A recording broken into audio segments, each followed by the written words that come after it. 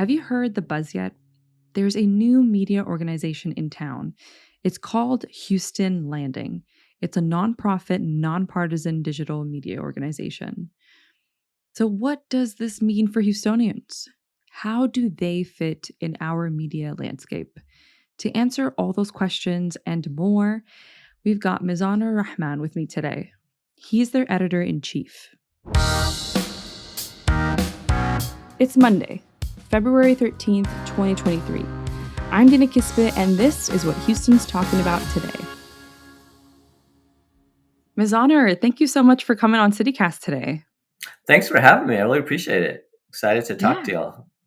Yeah, I want to know all things about Houston Landing. What is it? Well, I think maybe the easiest way to start is to sort of answer like some of the questions I frequently get from people when they ask me. And so the number one question I always get from people is there going to be a print product? Like, are we going to actually print this thing? And so I tell them, no, it's digital only. However, I do have to have the little sort of caveat that we do have this idea of sometimes finding some of our content that we produce on our website and doing it very old school and then actually like printing it out in like a real newsletter. We're all obviously used to the sort of email newsletters, but we know that's not how it started. It used to be printed. One key thing about our mission is that we are trying to reach all Houstonians. And so we were thinking about, well, what are the people, it might be a small group of people, but the people who don't have access to a laptop, or maybe they don't have access to phone, those folks, how could they access it? So we were even thinking about printing them out and having them at like libraries, community centers, like metro stations, where like in the old fashioned sort of boxes to have it available. But just predominantly though, it's going to be website only. So this is a news organization, correct? Yes. Yeah. It's going to be journalism. We are going to write about stories that are important to Houstonians. And so there will be content. And so we launched last week. It's kind of a soft launch. We announced the name, which is the Houston Landing. And we announced our sort of initial website, the initial leadership team, my hiring.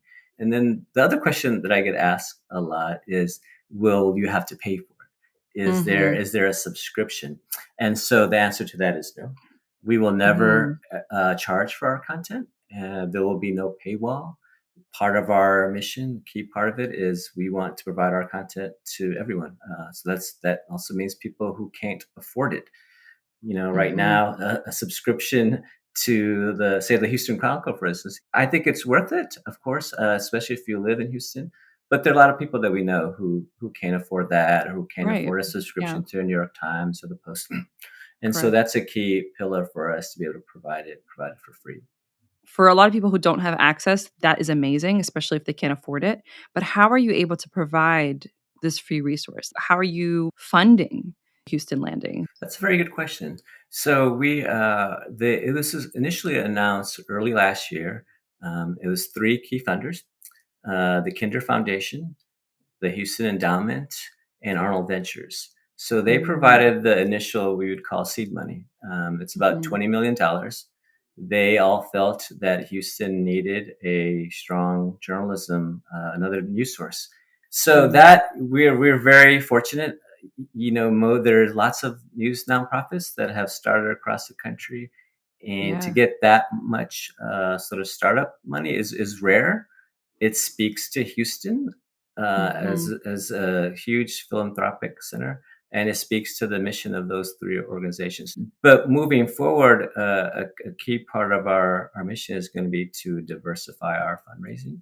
And so how we will pay forward is, yes, we hope that the major organizations will continue to fund us, but we will seek out additional funding from big and small.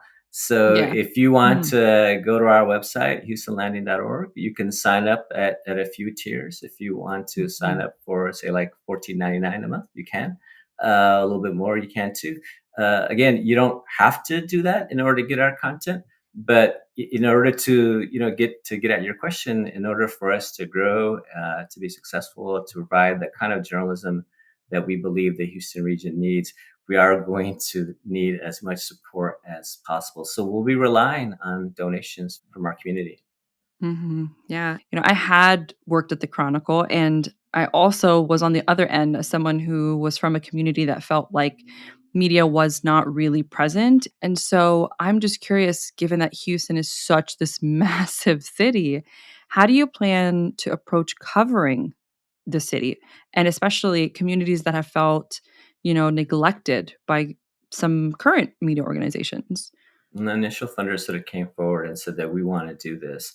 One thing that they did is they brought in the American Journalism Project, which is a nonprofit that essentially works to start up news nonprofits across the country. So they were brought in to do the initial research, to talk to folks in the community about what they need, what they would want from a news sources, what they feel is like lacking. So it was a mix of Mhm. surveys, a mix of listening sessions, and it was invaluable research that I Mm, relied on a lot as I was thinking through the process of essentially what the Houston landing would look like, what kind of content we provided.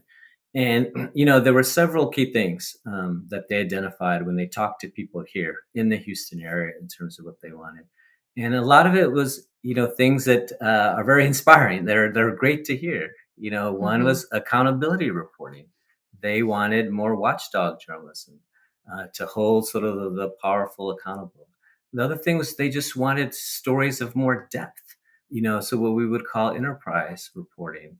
A third thing was they wanted more, since you get into your point, they wanted stories that connected them to the community, stories that would uplift them. A lot of the mhm, things we heard is that they're just tired of all the sort of the bad news. So mhm, that was a key thing. And another key thing that came out from the surveys was more coverage of our suburbs. Many mhm. communities in our suburban areas felt like they've been overlooked. Another key Right. area also kind of gets it to your question was people who live in our underserved communities in the city, Mhm, in the county, and even in our suburbs that felt like they weren't getting the news that they needed out of their community. So when we thought about how we would align our newsroom, how we would align our resources, how we would align our staffing, we kept that in mind. And mm, so, yes, so look at give you a good example. Yes, we're starting out as a startup and small, but we're gonna have two reporters covering our suburbs, and just to sort of hit that need, we're going to have two what we call diverse community reporters. So they'll be covering everything from our Black, Asian, Hispanic, LGBT communities to the disabled, just to try to hit all these communities that feel like that they've been underserved. So all those key things that people have identified to us that's important, and then through just my time here at the Chronicle, I know is important to the Houston community. yeah. Speaking of your time at the Chronicle, I read that you spent 15 years at the Chronicle. That's no small feat. And now you're kind of stepping out, trying to establish Houston Landing as like an alternative news source to Houstonians. What will Houston Landing offer that you felt like the Chronicle may have lacked for Houstonians or may have missed? Well, one of the things is we are part of our goal here is to really focus on what we and what the community is telling us is the essential journalism. And so what you're not going to get from us is a lot of the coverage that we feel aren't as important in terms of our mission, in terms of what the community is telling us what they need, but also areas that already get plenty of coverage. So we're not going to start off covering sports. We're not going to cover breaking news to the extent that local media covers because we feel like there's plenty of that Right. coverage. We're not going to do what we call kind of like these trending stories, things that are sort of like these sort of quick hit stories. We're not going to cover like the dining beat in the way that it's covered because there's plenty of that coverage. Mhm, So what we're going to focus on is what we think is the essential journalism that people need, and what we're going to try to expand on is some areas like suburban coverage. When I mhm, started the Chronicle, we had a pretty robust suburban desk, and through years of just resource reallocations, it's shrunk. I can tell you, mm, and I've seen it. And so when you think about what's happening here in Houston.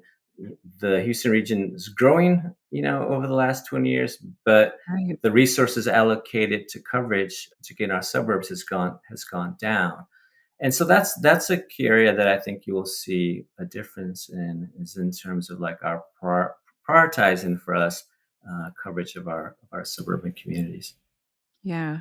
And how many people are currently on staff? I know we're talking about like all the robust coverage that Houston Landing wants to do. So I'm curious just how big is the team? Right now, we're still very early. We have a total staff about, I think, 12. That includes the whole Okay. organization. In the newsroom, it's 9. If you go to HoustonLanding.org and go to our jobs page, you'll see there's a long list of jobs in the newsroom, in the whole organization too, but particularly in the newsroom that we're trying to fill. And that's just the first phase. And by the end of the year, without getting into too many of the specifics, we will be one of the largest local news nonprofits in the country. And that's something that we feel is deserving of Houston. Houston is a big, bold, dynamic city that we feel deserves as many news sources as possible. Hmm. And is everybody working remotely or do you guys have like a actual walk-in newsroom? How's that Well, looking? that's a very timely question, Dina. We we've been sort of over the last 4 or 5 months been working out of the Arnold Ventures offices. They let Mm. us. They're very kind enough to let us work there. But we just moved into our permanent home on Monday. It's an Wow. office building right in the middle of Montrose. So we're very excited Okay. to have our own place there, right in the middle of the city. So that's was a big move for us. It's a very cool space, but it's good to just sort of have our own home. So right now, yes, everyone is working Mhm. from the office. We think that's really important for us as we sort of build our team and try to build our camaraderie and our spirit. Do you hear that music? That means that this is an ad. It is an ad that is reaching some of the smartest, funniest, most exciting human beings in the city of Houston and its surrounding areas. And you know what? If your business had bought this ad, if your cause had bought this ad, then you would be reaching those people. Why don't you try buying ad space with us here at CityCast Houston? If you're interested, email us. We're at ads@citycast.fm.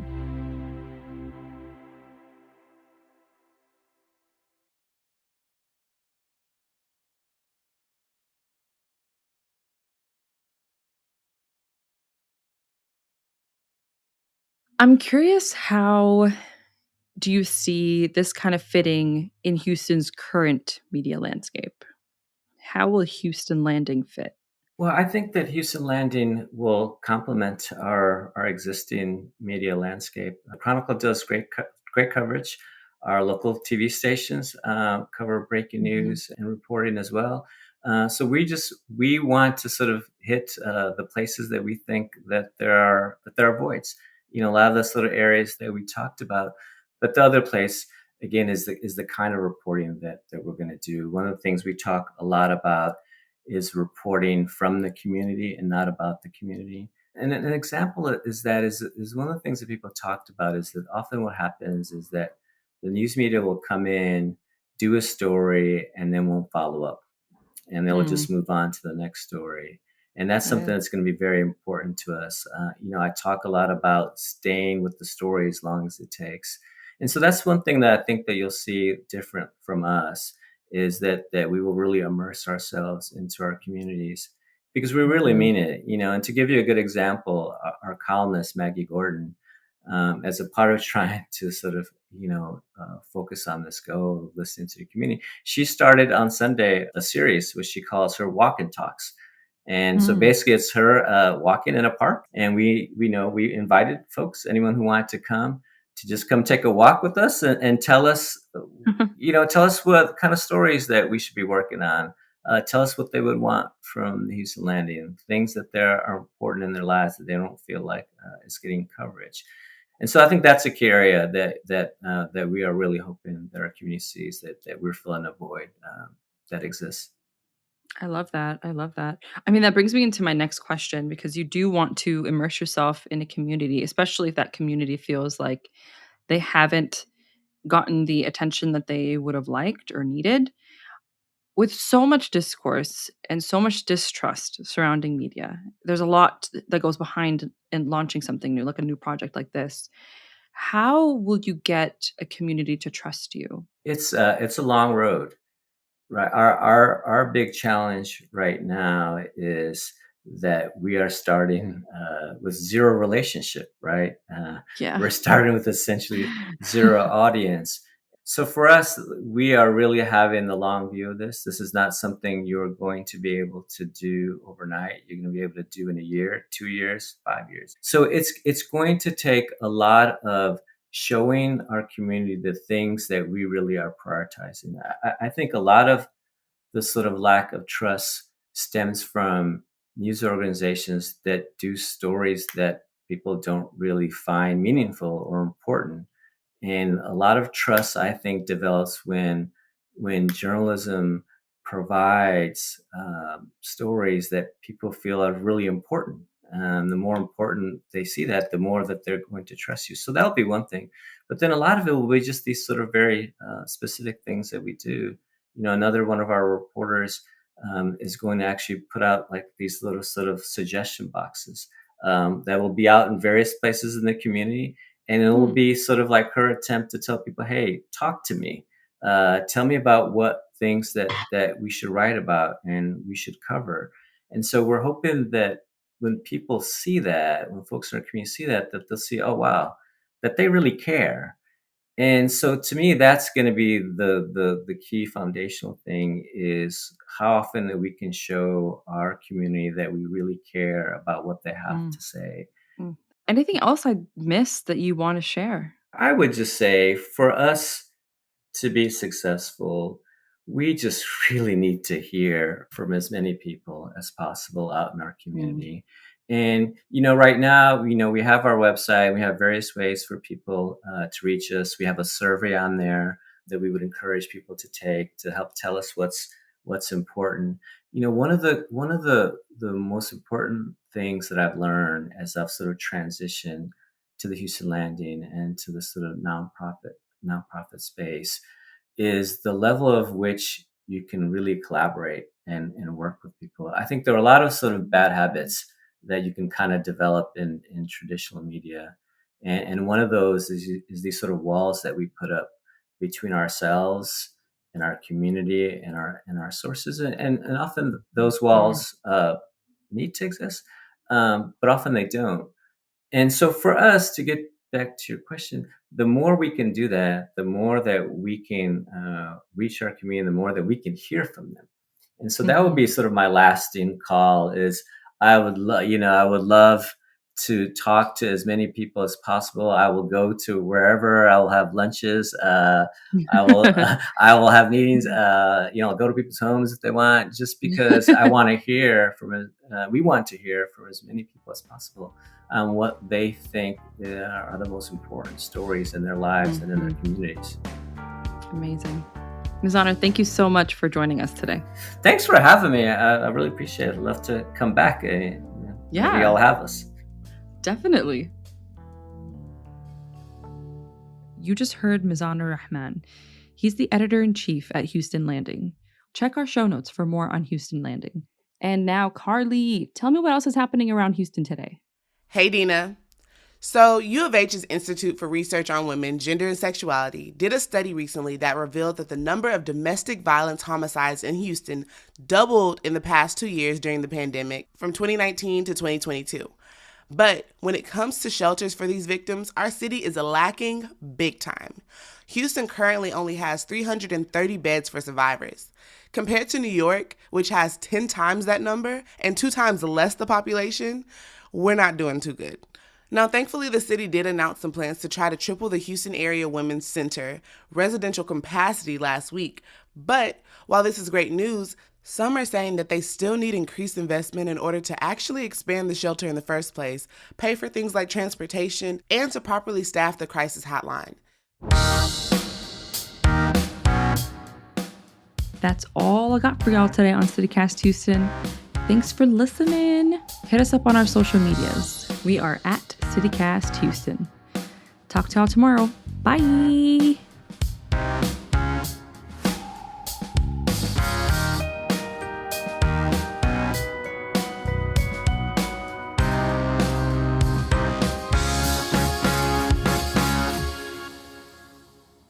To answer all the questions that I've got and more, I invited Mizanur Rahman. Bless you, my child.